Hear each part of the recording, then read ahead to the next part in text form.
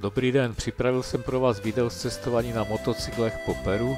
Najeli jsme zhruba 2500 km. Organizovaný byl to zájezd C. Caraibas. Toto jsou záběry z letu, vlastně přestupu v Madridu. My jsme letěli z Vídně do Madridu, z Madridu do Limy, hlavního města Peru. Ten let trval celkem 12 hodin. A potom jsme ještě letěli z Limy do Cusca, hlavního města Inku. Tento let trval hodinu.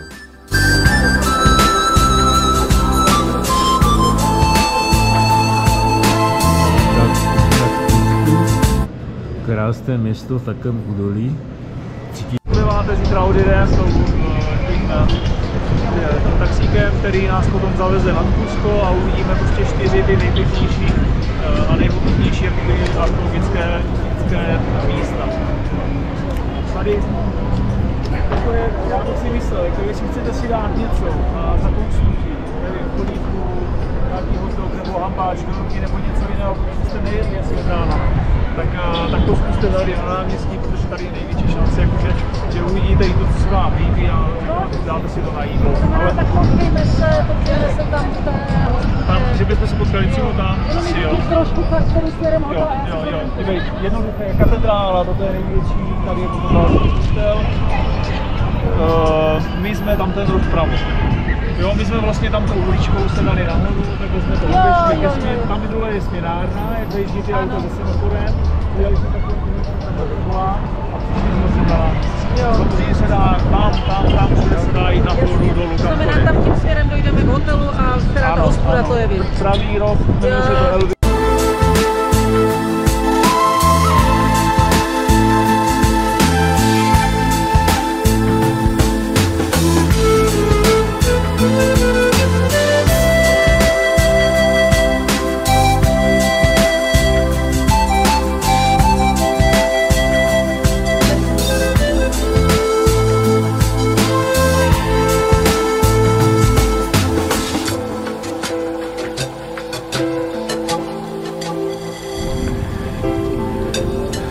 Tady máme pohled na Cusco.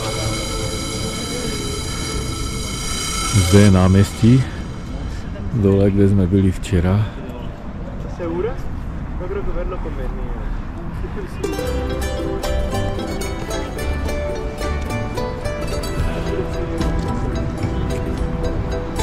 Ty střechy jsou původní, podívat tomu, že to je památka UNESCO.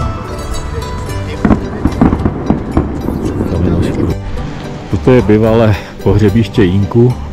V těch oknách vystavovali mumie a tady vlastně začínala cesta, obchodní cesta do Machu Picchu.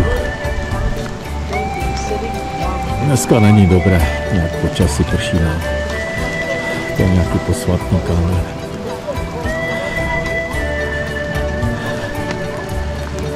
Ta voda tady teče. Toť ta plive, to je alpaka. Fakt plive.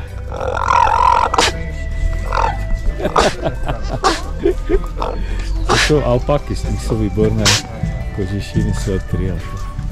A tady ta je nějaká naštvaná.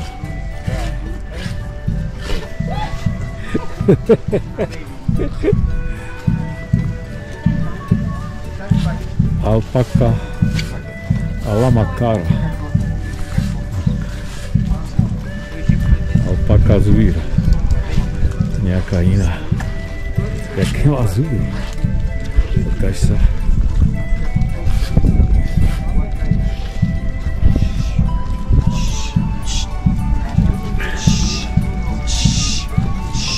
Slováme. To je nastavu. Gracias.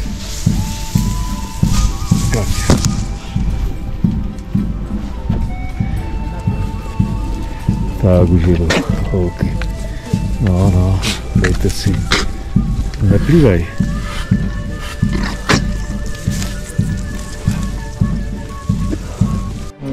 Jsou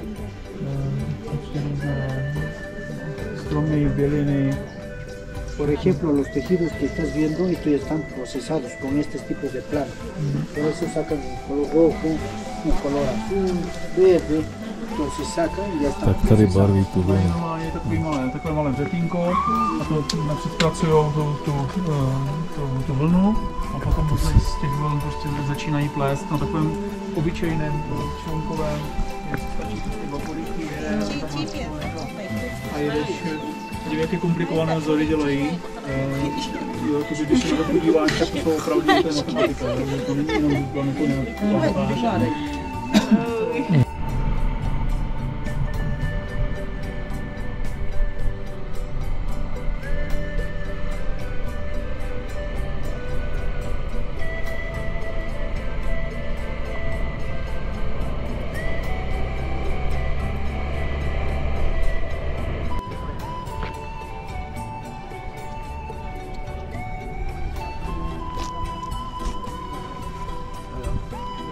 Není to nic, ale zezadu to je vidět jinak, víš?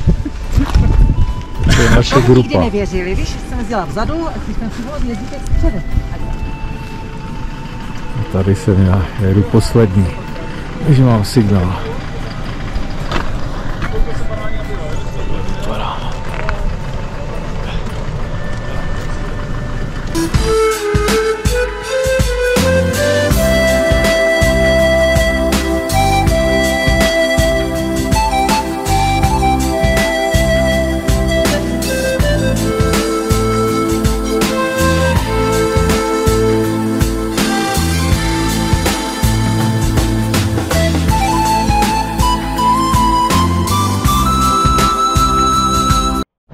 Tady jsme zastavili na oběd. To je první den a prý není nejkrásnější, takže jsem zvědav, co bude dál, protože mi se to strašně líbí. Už tady.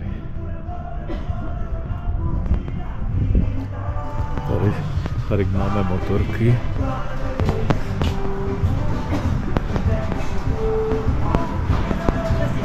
Aleš s Katkou.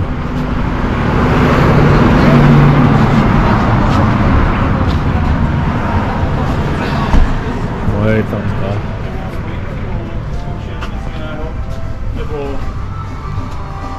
A zbyt takový právě.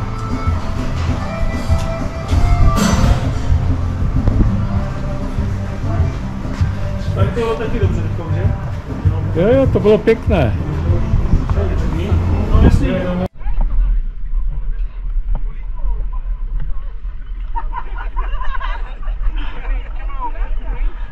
No, only I try. Okay, No, gracias.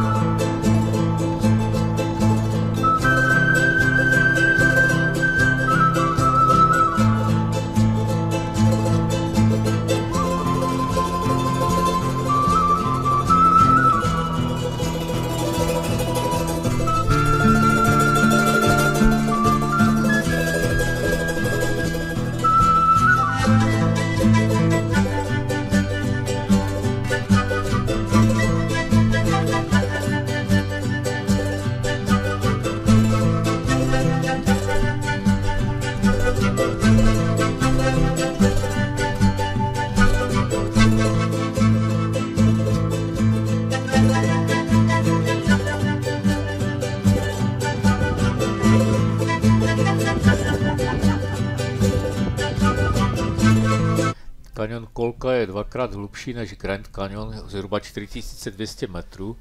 A vpravo je taková pozorovatelná, kde se jezdí autobusami dívat turisté na kondory, protože tady ráno údajně plachtí kondoři. Kondor je velký nebo největší pták, zhruba 3,5 metru, má rozpětí křídel.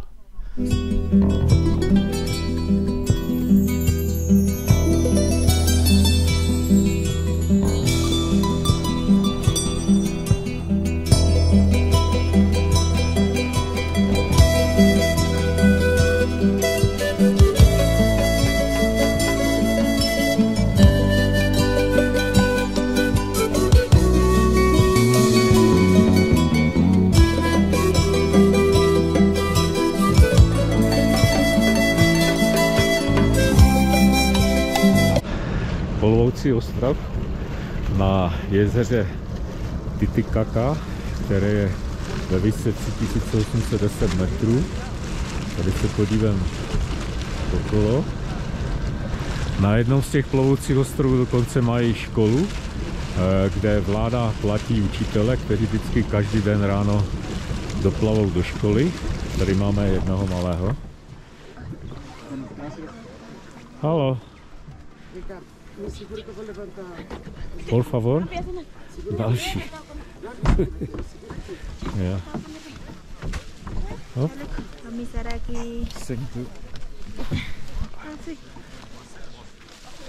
Trošku je to takové mokré.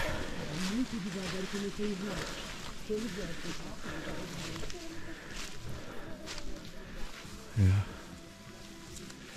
Na těchto plovoucích ostrovech z Rakusy vlastně oni bydlí.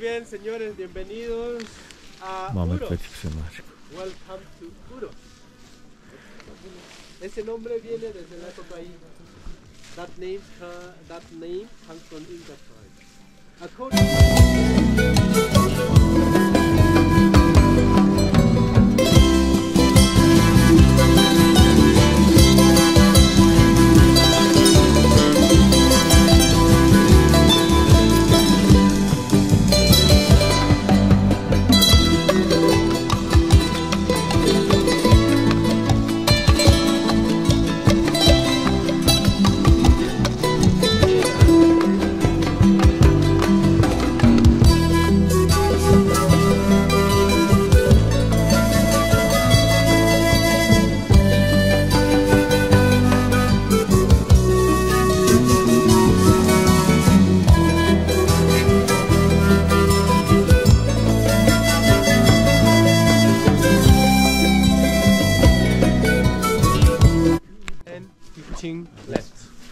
Čili oni ten Rákos s tou zeminou, které plavali, rozdělili na bloky 10x5 metrů tímto způsobem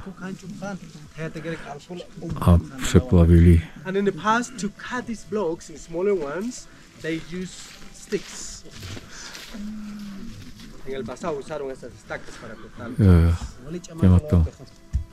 Těmato kůlama jich rozdělili.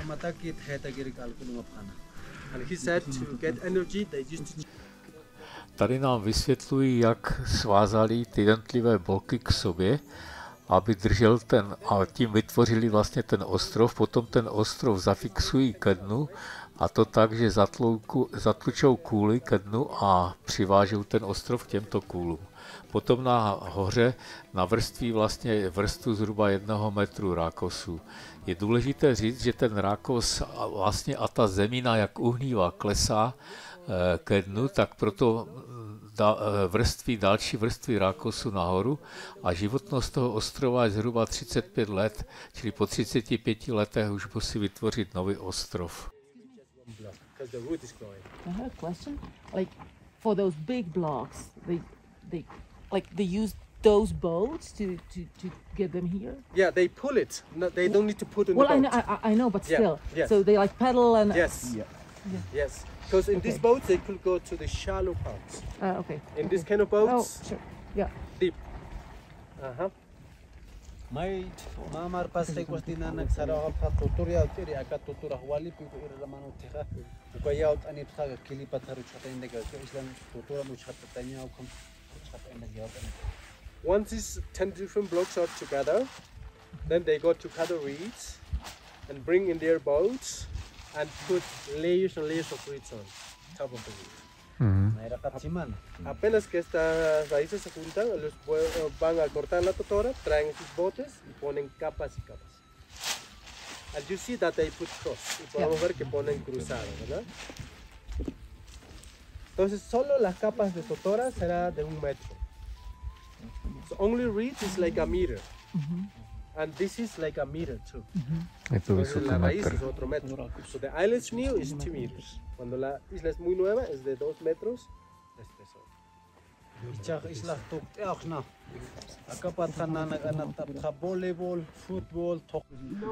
Dělám video toho plovoucího ostrovu na Rákosi.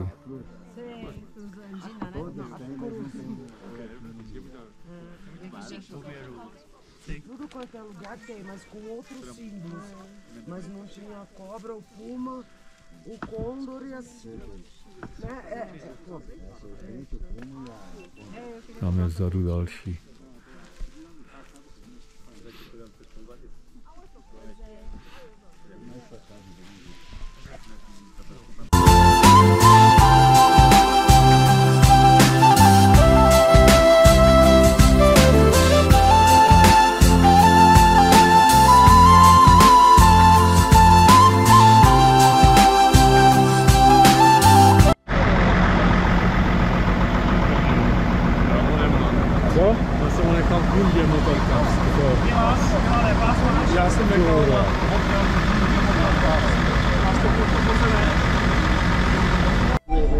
Jede v protivce.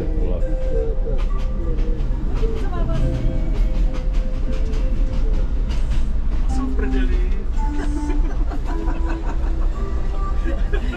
Tu máš vedoucí. To je o těch ropácích, ne? Jako z toho filmu. A jsou v prdeli. To byl vlastně absolventský film Jana Seráka. A tam bude kudy skákat? On to oběhne? Jo. Je to správně.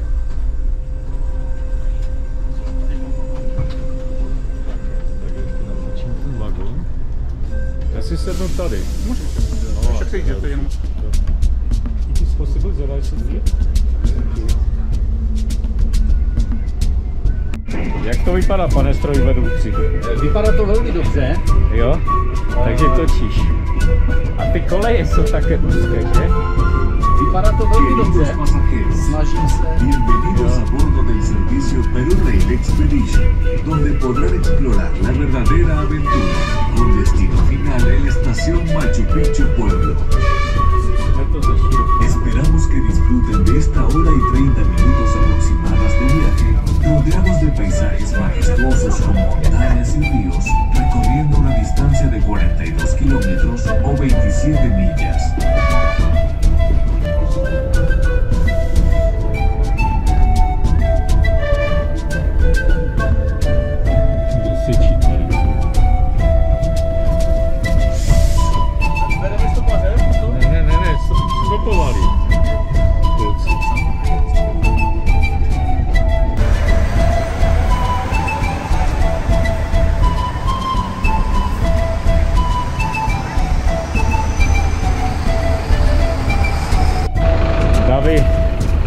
Na Machu Picchu se tam jede autobusem asi 8 kilometrů, je nějak 7:45 ráno. Tamhle jsou fronty, no to teda je síla.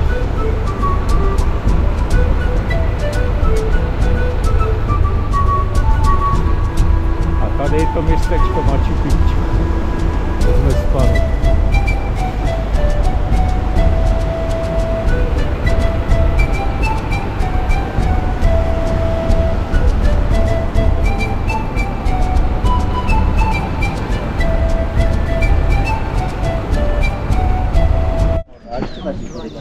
Tak jsme na Machu Picchu. Je sobota 2. května, 3. už.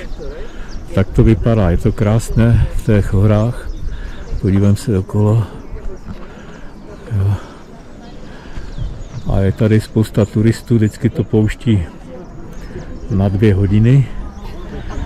Čili my máme 2 hodiny, teďka je 9 do 11 na prohlídku. Tamhle jsou i lamy. Jo. Tady mají 16 lam, to jsou státní lamy. A tady byl vstup. Za náma už jsou hordy turistů. Toto je ta naše skupina.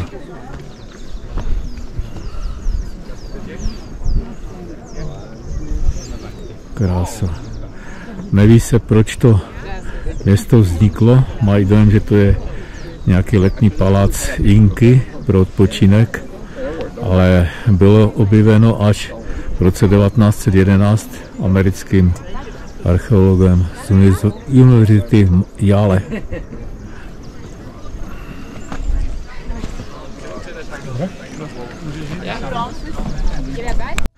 Další pohled na Machu Picchu z vyšší terasy. Tamhle máme i lamy. A tady je hora, která se jmenuje Machu Picchu a podle ní se pojmenovalo to město.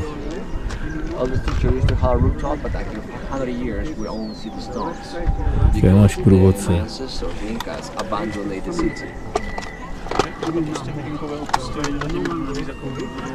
So, when the Incas started the construction, according to archaeologists, the Incas are working in the 1420s, when the 9th Inca king was in the power. 1420 začali stavět.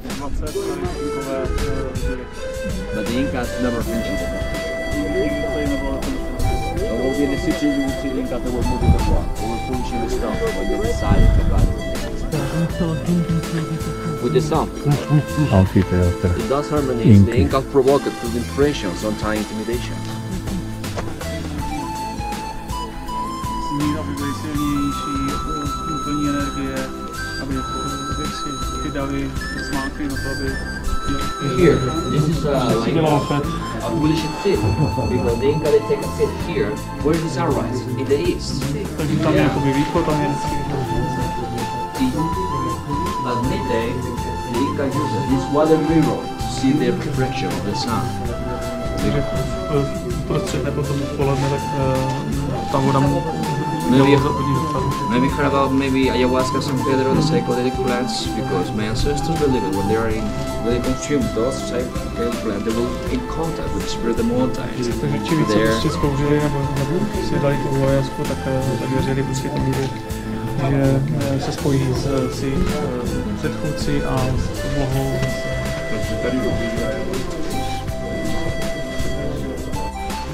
Cesta nahoru, ale 300 výškových metrů začala mlha a na Machu Picchu není vidět, prší, tak jsme se na to vykašlali. Nemá smysl. Tak ještě možná poslední závěr Machu Picchu. Začíná nám zase pršet a je mlha. Tady máme takové stodoly, kde jsem se schovával, čekám na zbytek výpravy. Katka s Alešem už šli a jdu se schovat, začíná pršet.